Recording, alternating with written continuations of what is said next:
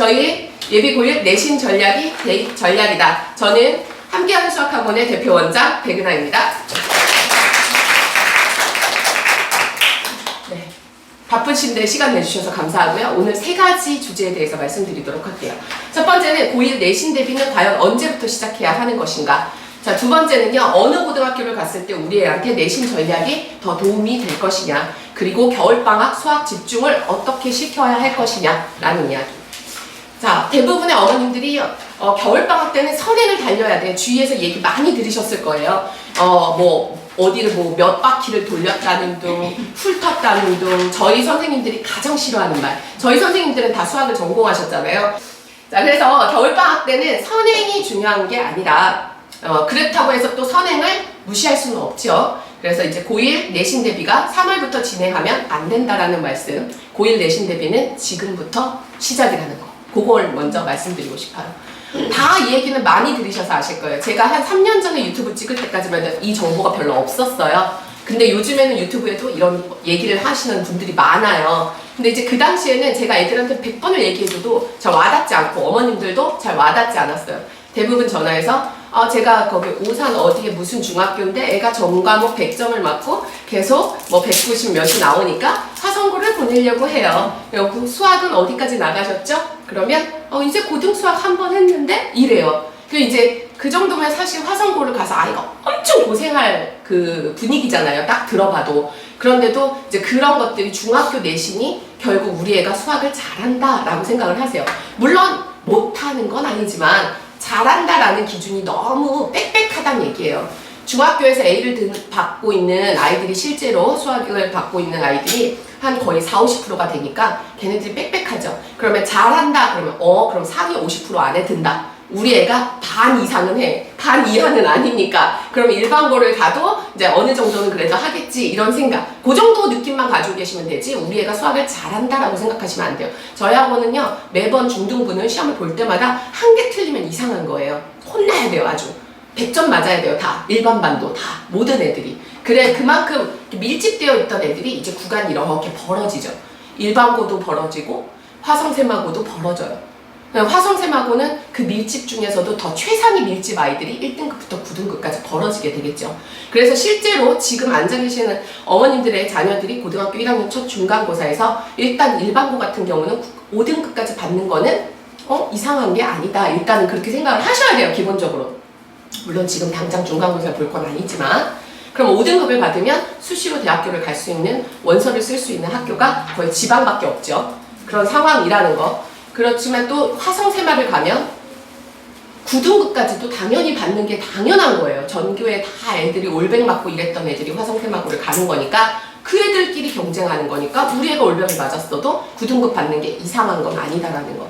그렇지만 저는 함수에 다니는 저희 학생들은 절대로 일반고를 갔을 때에도 저는 목표가 다 1등급을 만드는 거고 화성세마를 가더라도 1등급을 만드는 게 제 목표이기 때문에 그러니까 제 테마는 그거예요. 제가 항상 생각하는 학생들을 지도하면서 갖고 있는 마음은 얘가 원하는 것을 이룰 때 수학이 걸림돌이 아니라 오히려 수학으로 힘을 받을 수 있는 친구가 되도록 했으면 하는 마음. 그래서 제가 가르치는 건 딱 수학 한 과목이니까 그 한 과목만큼은 꼭 힘을 받을 수 있는 과목이 되도록 그러려면 1등급을 받아줘야 아이가 그 수학으로 인해서 힘을 받고 자신감을 키우고 내가 원서를 쓸 때 지장이 없거든요. 그래서 제 목표는 그겁니다. 자, 그렇다면 이제 어느 고등학교를 가는 게 유리할까요? 혹시 이제 내신 따기 쉬운, 좀 내신이 쉬운 학교? 이제 내신이 쉬운 학교가 과연 그런데 내신을 따기 유리한 학교일까? 요것도 좀 점검을 해보셔야 돼요. 이제 관심 있게 보시는 아마 손가락에 이렇게 생각하고 있는 학교들이 있으실 거예요. 근데 제가 이제 궁금한 거는 이거예요. 화성고를 보내야 돼요? 세마고를 보내야 돼요? 이거는 되게 좋은 질문은 아니에요. 그 다음에 병정고를 보내야 돼요? 반성고를 보내야 돼요? 예당고를 보내야 돼요? 이것도 좋은 질문이 아니에요. 예를 들어 동탄고하고 반성고 중에서 고민하신다? 집 앞에서 가까운 학교를 보내세요. 어차피 그 학교들은 다 거기에요. 동탄고, 반성고를 가지고 고민하실 이유가 1도 없어요. 그러니까 집 앞에 가까운. 그럼 집안 메리트는 뭐가 있냐면 저는 이것도 엄청나게 크다고 생각을 해요. 집안 메리트. 자, 우리 여기 가장 가까운 곳에 반성고가 있는데요. 제가 지금까지는 작년에 영상들을 보신 분들 아시겠지만 반성고 완전 비추였었어요. 반성고는 학교 분위기도 완전 안 좋고 가장 극단적인 예로 말씀을 드리면 세마고는 쉬는 시간에 공부를 안 하고 있으면 이상하게 쳐다봐요. 쟤는 우리 학교 왜 왔어? 저 놀아? 쉬는 시간 어떻게 놀아? 이렇게 거의 그 정도예요. 근데 반송부는 쉬는 시간 공부를 하고 있으면 쟤 왜 저래? 너 혹시 뭐 숙제 안 해갖고 지금 숙제, 야 우리 혹시 숙제 있냐? 제가 오늘 숙제를 안 했나? 이게 가장 극단적인 예고. 또 달라지겠죠 내년에. 그래서 아마 이 수치는 내년 딱 이맘때가 되면 또 달라질 거예요. 그래서 우리 애들은 매년 달라지기 때문에 이런 선택이 참 중요하다는 거, 이런 것들도 중요한 것 같아요. 자, 지금까지는 이랬어요. 화성세마 외대부고는 당연히 중학교 내신도 잘 나오고 면학 분위기도 좋은 학교. 그래서 여기를 선택하죠. 그런데 우리 애한테 무조건 여기가 유리하냐? 그건 아니죠. 근데 어머님들이 보시는 건 딱 이거예요. 내가 내신을 여기 가서도 잘 받을 수 있을까? 내가 여기 가서도 정말 3년을 봤을 때 잘 할 수 있을까? 이런 것들을 어머님들은 많이 중점적으로 보시죠. 그리고 특히나 면학 분위기를 정말 많이 보세요. 그래서 내가 차라리 동탄, 반송, 예당, 능동을 보내느니 면학 분위기가 좋은 내가 중학교 때 성적은 여기 갈 정도의 성적은 안 돼. 그러면 그래도 병정 아니면 기숙사 고등학교는 가온고나 안먹고나 뭐 요런 고등학교, 그래도 기숙사 있으니까 내 눈앞에 안 보이니까 얘가 공부를 하는지 자는지 알 수 없으니 내 마음은 편해. 그래서 이렇게 보내는 요런 부모님들의 마음이 그래요. 자, 그런데 학생들의 마음은 어떠냐면, 자, 교복이 동국고가 예쁘대. 야, 급식이 이상고가 맛있대. 이게 아이들의 마음이고요. 기숙사를 가려고 하는, 만약에 우리 아이가 기숙사, 엄마 나 이번에 안 뽑구나 가온고 한번 써보려고, 기숙사 고등학교 아니면 병정고도 기숙사 얼마 뽑지도 않는데 병정고 기숙사 가려고 하잖아요. 그러면 어머님들 양심에 손을 얹고 이렇게, 내가 얘를 집에서 스트레스를 엄청 줬구나, 엄마를 피해서 가고 싶어 하는 게 기숙사 고등학교예요. 아이들이 갑자기 왜 안성에 뭐 알지도 못한 고등학교를 지가 왜 가려고, 삼계고 이런 데를 왜 가려고 하겠어요? 엄마 잔소리 싫으니까 애들이 가려고 하는 거예요. 거기 가는 애들은. 그러니까 부모님들의 마음과 학생의 마음은 완전 달라요. 그래서 이번에도 제가 고1 애들한테, 야 너희 후배들한테 학교 추천해 줄 때 이상고 니네 어때? 병정고 니네 어때? 추천해 주고 싶어? 다 하는 말이, 얘네 잘하는 1등급 애들인데도 하는 말이, 우리 학교요 선생님 오지 말라 그래요. 그래서 왜? 급식이 맛이 없어요 막. 그게 기준이에요 아이들한테는. 그래서 부모님들이 생각하시는 거랑 많이 다르기 때문에 혹시라도 아이가 부모님은 이렇게 보내고 싶은데 애가 막 이상고나 뭐 동투에 있는 뭐 요즘에 떠오르는 그런 학교에 가서 내신을 잘 받을 수 있다라고 하겠지만, 아까 분위기는 말씀드렸잖아요. 신설학교는 50% 이상이 성취도가 2가 되기 때문에 거기서 내신을 받으려면 완전 극도의 정신 멘탈이 되게 강한 아이, 옆에서 태풍이 불어도 나는 수학 공부를 할 수 있는 아이, 이거 갑자기 학원이 무너져. 근데요, 대부분 여기 테라스가 요 옆에요. 그래서 아이들이 쉬는 시간에 잠깐 테라스에서 뭐 음료수 마시고 이럴 때 저희가 이제 자기주도 이렇게 하고 있으면 다 애들이 무슨 태풍까지는 아니어도 발자국 소리만 나도 쉬는 시간인데 왜 우리는 계속 공부해야 되지? 뭐 이러거든요. 그 정도 유리 멘탈을 가지고서 무슨 신설학교 가서 내신을 잘 받겠다고 하는지. 그래서 올해는 어떤 분위기일지 저도 좀 기대가 됩니다. 지금 아이들이 갔을 때 이제 이게 또 형성이 되겠죠. 이게 바뀔 수도 있는 거고요. 네. 결론은 유리하고 불리를 따질 때요, 일단 전교생이 많은 학교는 무조건 유리하긴 맞아요. 그건 어쩔 수 없어요. 세마고가 전교생이 한 200명 안팎이에요. 화성고도 마찬가지, 전교생이 그렇게 많지가 않아요. 근데 많아야 300명이거든요. 그럼 300명에서 4%면 몇 명이죠? 12명. 그쵸? 12명, 3, 4, 12 곱하기만 하시면 돼요. 다 구구단은 외웠잖아요. 그쵸? 자, 그래서 예를 들어서 그러면 우리가 2등급이 몇 %까지였죠? 11%. 그러면 300명이다. 이거 어려운가? 300명이다. 이게 계산이 나와요. 그래서 결국은 뭐냐면 전교생이 많을수록 이상고는 400명이 넘어요. 그러면 400명에서 4%는 몇 명? 네, 맞아요. 여기 수학선생님 몇이세요? 4, 4, 16. 16명이 1등급을 받을 수 있는 거랑 12명이 받는 거랑은 차원이 달라요. 그리고 심지어 이제 200명이면 8명밖에 못 받잖아요. 그리고 더 상태가 심각한 건, 예를 들어서 세마고를 갔어요. 근데 자기가 열심히 공부해서 이제 5등급 정도 받았어요. 내가 진짜 중간고사, 기말고사 때 5등급을 받았는데 내가 더 열심히 해서 2학기 때 올려야지 하는데 1학기 때 애들이 한 전학을 가요. 그러면 나는 열심히 했는데 전학을 가면 전교생이 줄죠. 그럼 전교생이 줄면 다시 5등급이야 또. 내 딴엔 진짜 열심히 했는데 그 전학만 안 갔어도 내가 4등급이 될 수도 있었는데, 그런 경우들도 생겨요. 그래서 전교생이 많은 건 확실히 유리한 건 맞다라는 거. 그리고 학업 분위기는 우리 아이를 잘 보셔야 돼요. 그러니까 우리 아이가 좀 흔들린다, 분위기를 좀 탄다, 그런 아이들은 그래도 세마고에 보내서, 그런데 멘탈이 너무 약해. 세마고 가서 잘하는 애들하고 경쟁할 때 포기하려고 하는 아이들이 있어요. 그러니까 어떤 친구는 잘하는 아이들하고 있을 때 내가 더 잘해야지 하는 아이들도 있고요. 어떤 친구는 넘사벽이야. 쟤는, 그러니까 넘사벽이라는 말을 자주 쓰는 아이. 이러면 걔는 포기가 좀 빠른 친구들이거든요. 그런 애들은 화성세만 가면 너무 힘들어해요. 자, 겨울방학 때는 일단 첫 번째 근력 운동을 꼭 넣어주시고, 1번으로 근력 운동. 그 다음에 밥은 집에서 따뜻한 밥. 입학하기 전까지. 고등학교 입학하면요, 밤에 막 끝나서 일찍 나오면 애들 편의점에서 그렇게 많이 사 먹어요. 삼각김밥이 그냥 지도 주식이에요, 주식. 빵 사 먹고, 선생님 밥 좀 잠깐 먹고 오면 안 돼요는 기껏 빵 사 먹어요. 그럼 고등학교 3년 동안은 그렇게 밥, 따뜻한 밥 제대로 못 먹고 애들이 그렇게 사는데, 이번 겨울방학만큼은 따뜻한 밥이라도 방학 동안에. 그래서 아침에 그 대신 아침에 그 루틴을 만들어줘야 돼요. 그래서 8시가 되면 무조건 일어나서 늦잠 자지 않고 아침 8시가 되면 일어나서 스카 갈 수 있도록. 스카가 뭐죠? 언니 스카? 스타디카. 컨닝 잠깐? 좋아요. 눈치 좋아요. 눈치. 네, 문제집 한 거들. 눈치로 와줘요. 애들 스카는 진짜 한 달은 끊어주세요. 뭐 2달이 됐건 이렇게. 그래서 아침에 눈 뜨면 스카를 가는 거예요. 그래서 아침에 계획이 자기네들만의 자기주도 계획이 잡혀야 돼요. 특히나 화성세마를 갈 애들은 공부는 지가 해야 돼요.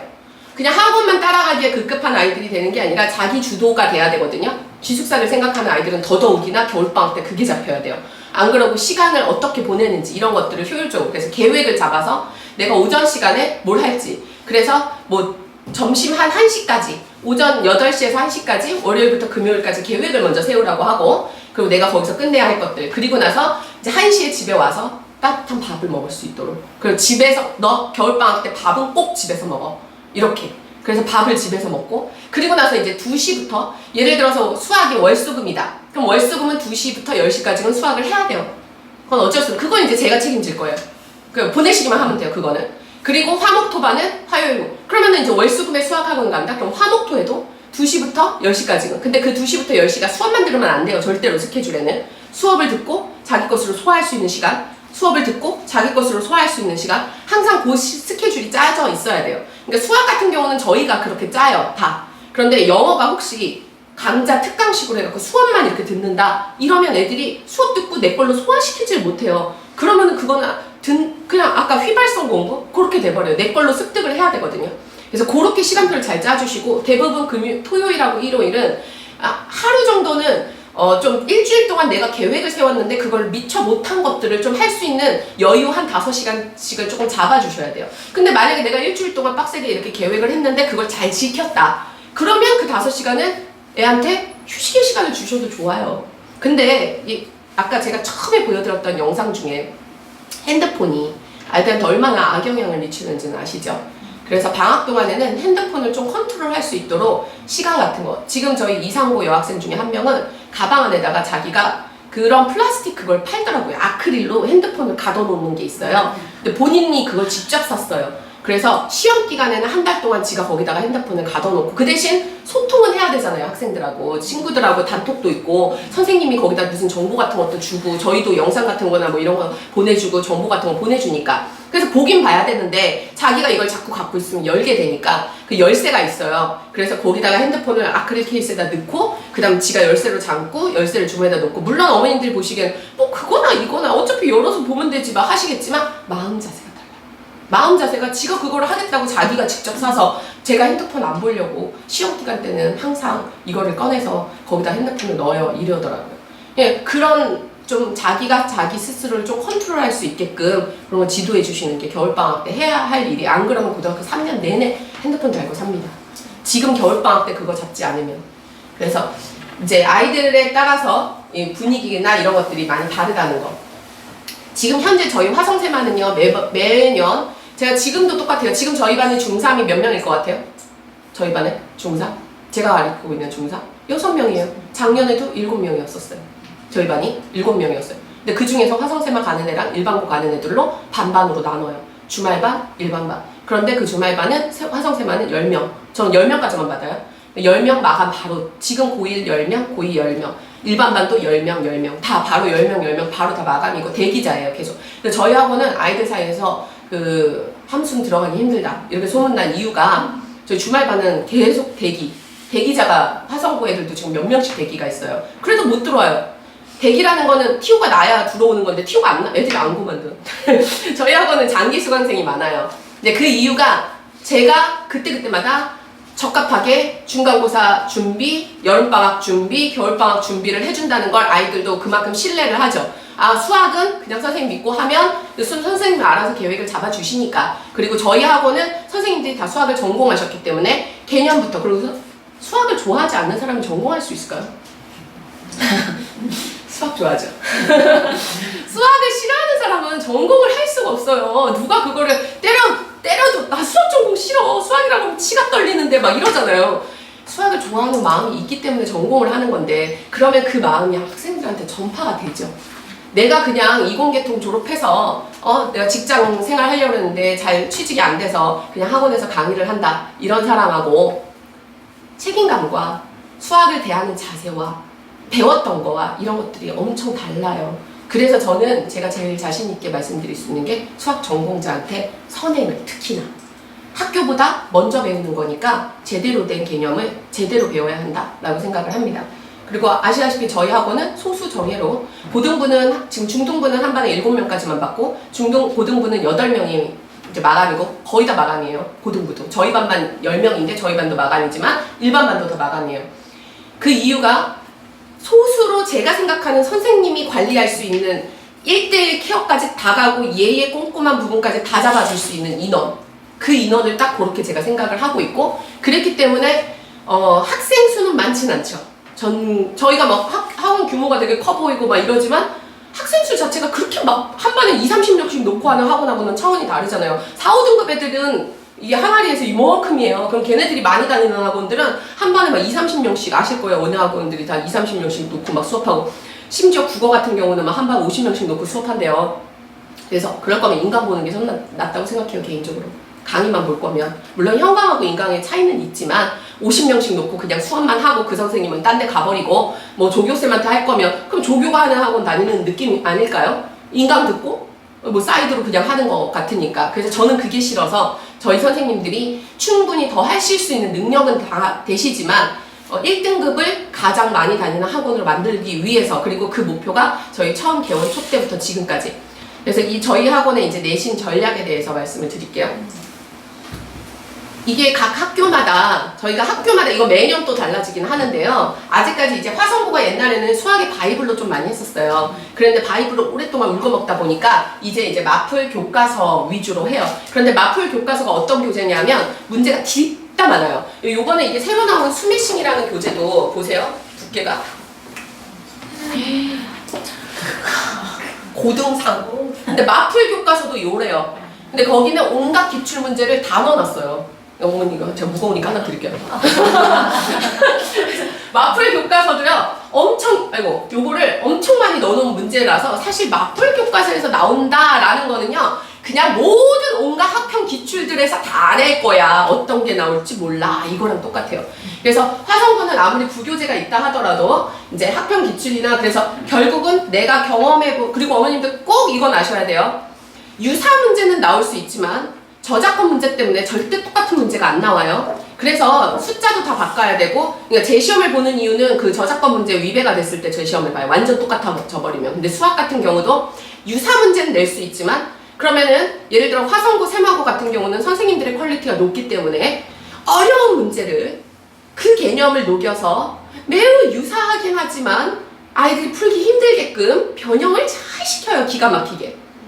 그런데 일반고 같은 경우는 그렇게 할 수 있는 선생님 진이 그렇게 많지 않아요. 특히나 신설학교 같은 경우는 특히나 더 경험이 없는 선생님들이 더 많기 때문에, 그게 그러면 어쩔 수 없이 숫자는 쉬운 문제, 그리고 학평에서는 그냥 숫자만 살짝 바꿔서 예를 들어 P분의 Q를 구해라, P 더하기 Q를 구해라, 이런 아주 그냥 거의 숫자만 바꾸는 정도? 요 정도. 그래서 화성세마는 문제가 절대로 똑같이는 안 나오지만 이제 그래도 아이들이 내신 대비 때 이런 것들을 풀어나가는 그 해법을 배우면 적용을 시킬 수 있어야 되는 거예요. 그래서 이제 그런 능력들을 신장하는 게 포커스가 달라요. 내신 대비에 대한 포커스도. 그리고 이제 세마고는 학교에서 자체 프린트를 줘요. 이게 화성고랑 세마고 중에서 크게 봤을 때는 세마고가 내신 받기는 조금 더 괜찮아요. 제 입장에서는 세마고가 내신 시켜주기가 되게 좋아요.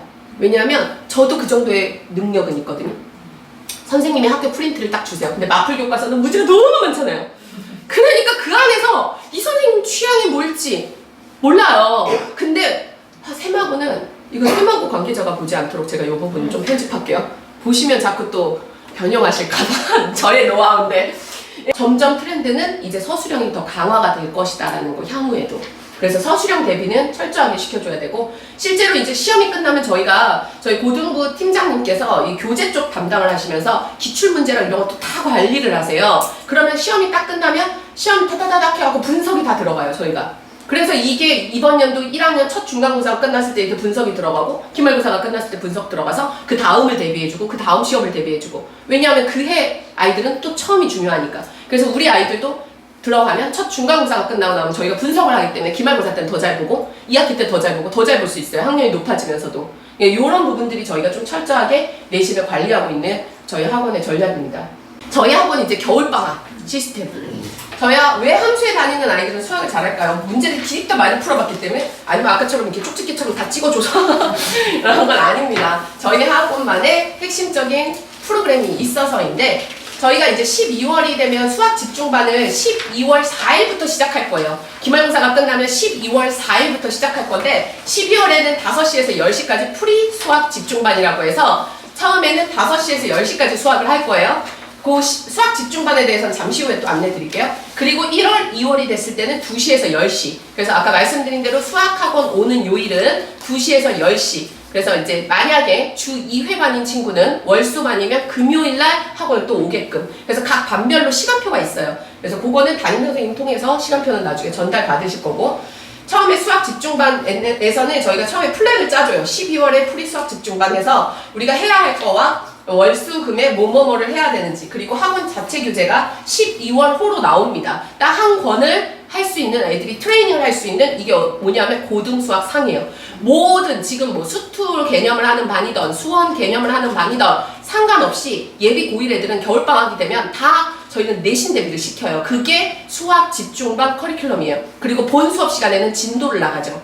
그래서 본 수업 시간에는 수원 개념 하면서 고등학 심화 나가고 그 다음 수투 개념 하면서 수원 심화 나가고 본 수업 시간에 나가고 플러스 수학 집중을 하는 거죠. 그때는 고등상. 그래서 이제 개념 노트, 문제풀이집, 오답잇 그리고 저희 자기주도실. 그 다음에 저희가 연간 커리가 있는데 예를 들어서 저희 반 같은 경우에는 저희가 월수금 반이고 개념을 12월에 수투 개념, 수원 심화 하고 2월에 미적분학 개념이 나가요. 그리고 3월, 4월은 모든 반이 다 내신 대비가 들어가고 그 다음 미적 개념 평소에 이제 이렇게 진도 나가다가 6월에 다시 내신 대비, 9월에 내신 대비, 12월에 내신 대비 이렇게 들어갈 거예요. 근데 혹시라도 첫 중간고사를 봤는데 얘네들 안 되겠다. 이게 지금 미적을 할 단계가 아니다 생각이 들면 제가 이걸 확 바꿀 수도 있어요. 그러니까 그거는 그때그때마다 얘들한테 최적화된 커리로 맞추는데 저희는 모든 반이 다 연간 커리가 중등부부터 다 있어요. 그래서 계획은 다 잡아가되 이제 중간에 좀 수정은 될 수는 있다는 거. 그래서 각 반별 커리큘럼이 혹시 궁금하시면 담임선생님하고 상담하시면서 또 문의하시면 되고요.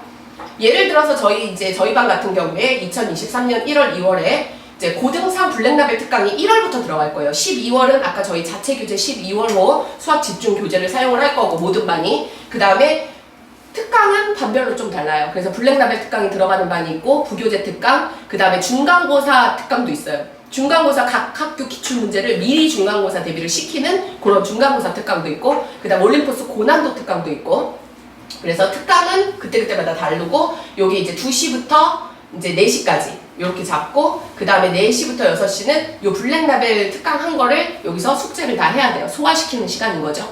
그래서 블랙라벨 2시간 특강 듣고 소화시키고 그 다음에 이제 수업 듣고 그 다음에 요거 소화시키고 근데 이제 중간에 제가 혹시라도 애들이 좀 배고파하거나 그러면 한 30분 정도는 저녁 시간을 주고 시간을 조금 뒤로 미룰 수는 있어요. 6시 반부터 할 수도 있고 그래서 그거는 조정은 조금 아이들하고 하면서 맞춰가면서 그리고 요거는 이제 금요일 시간. 그래서 특강은 일주일에 2번이 들어가면서 금요일은 4시부터 와서 수업은 안 듣고 이제 수원 심화 수업을 먼저 듣고 그 다음에 이제 주간 테스트 하고 이걸 숙지할 수 있도록. 이 주간 테스트는 2개를 볼 거예요. 블랙 라벨 했던 주간 테스트랑 수투 개념한 주간 테스트랑, 그리고 수원 심화는 한 3주에 한 번씩 그렇게 수투 개념 주간 테스트 대신에 그렇게 보고 있어요. 네.